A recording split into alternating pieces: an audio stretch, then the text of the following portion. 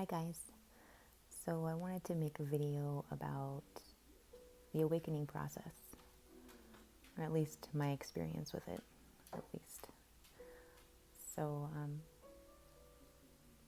I guess it probably goes, the same way for a lot of people. You kind of have to go through certain phases. Mind you, there are a great many that skip right into, the highest sense of, cosmic realization that there is.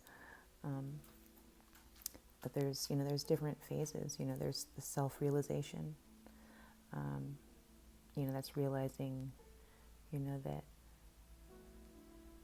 that you are an individual and that you have a purpose and that you're important and you're special and that you have all sorts of, beautiful gifts to offer this world and existence as a whole and the people around you. You start realizing that, you are in charge of what you bring to the table, and what you bring into situations. And you stop looking so much at other people. And I think that would be really common sense, but I know so many, and a great many, go through the process where in their life they're looking at everything else outside them to tell them why things are the way they are, and how life got to be the way that it is. And that the first stage is realizing that you have responsibility for yourself, and that's the one thing that you need to look at and start at. You come to many realizations after just starting to look in the right direction, rather than trying to focus solely on what the other that you are perceiving to be another is showing you. And you start to realize that you are an intricate part to all of this, and they also call that, I believe, um, just, well, actually, I don't know. I know that there's, the basic conscious, there's super conscious, and there's cosmic consciousness. Um, but the self-realization and, self-conscious, there you go. That's what it's called, silly me. Um, but yeah, so in that stage of self-consciousness, you're just learning about yourself. And, you end up going to, the next realm somewhere down the line, or maybe even close to it, where you start realizing that you have an inner self, and where your subconscious lives, and where what has made you the self that you've perceived you to be, who it is that you are. And 1 second here.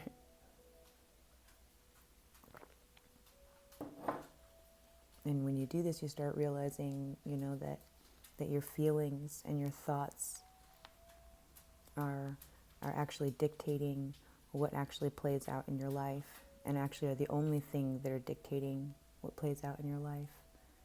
And you also start to come to realize that the pains that you have within your body are also coming from things that you feel and believe and hold within your vessel, or your consciousness, the things that you perceive to be. You start realizing that all of that from the inside of you creates what you see in the outside world. And I think you can call that's also subconscious, but I mean that's a super conscious kind of way of thinking. You're kind of looking at it in different perspectives, and then you end up getting to this other place where, some call it like cosmic consciousness, where you actually then begin to realize that everything you see, think, feel, taste, touch is actually a part of you. And the only way that it could be in your present moment is if you are actually causing it and asking it, and you are it. And so you finally realize that this is the highest way of thinking, and understanding that, You know, it's important to be very conscious of all of these things at all times. And so I just wanted to take the time to explain the different stages that I experienced in my awakening process. And forgive me if you heard my teenagers in the back, but they're just being teenagers.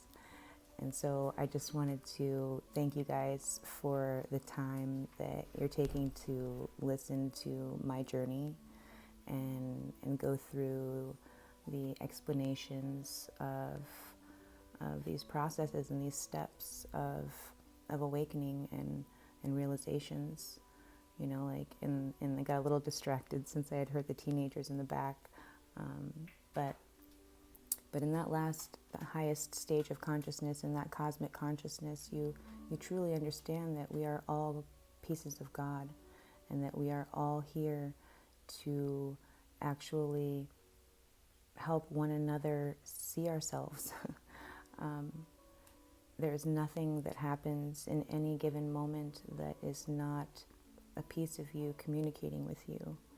You know, even, you know, bumping your toe on something, or running into something somewhere, or just anything. I can't think of the silliest explanations when it's actually everything, me talking to you and it leading to something else, you know, and my teenager walking into the room and hearing, you know, exactly what needs to be said at the exact right moment. You know, like, everything is interconnected, and that's part of being cosmically conscious and understanding that nothing has happened on accident, and nothing is ever going wrong, even if that's what it may seem in a brief moment of time. You start to realize that everything is playing out absolutely perfectly, and that there's just no better place to dwell within this existence rather than in that realization. And an awakening is exactly what it is. It's awakening. I don't think there's anybody that could actually claim that they're awakened, because once you fully realize that you're me and I'm you, and even the guy committing atrocious sins or things that are off the mark that just don't seem to make sense. Forgive the terminology, it references nothing to religion. The definition of sin is just being off the mark. But, you know, people out there doing all sorts of horrific things that you couldn't even imagine fathomable to anyone is still a piece of you trying to receive love and grasp you gazing on its reflection and bringing it into a good place within you, because it's whatever it is that you think is what you make. So if you can actually think positively about things that you're looking at that don't seem to make perfect sense, then you actually transmute it, and you give it a healing energy that it needs. And we're all just that connected, and that is a part of the awakening. And if everybody is not feeling that, since everybody is intricately part of me, then I am not awakened. I will always be awakening, and everybody will always be awakening. Now, enlightened is a totally different situation. Being enlightened is really how I feel. I really feel as though there is nothing in this world that could ever shake my core knowledge of who it is that I am. And there is nothing that could ever make me anything but grateful.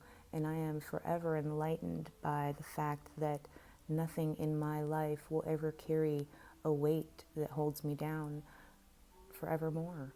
And I am so very grateful for that. And I hope that this helped a little bit with the basic explanation of what I believe is a simple explanation of awakening.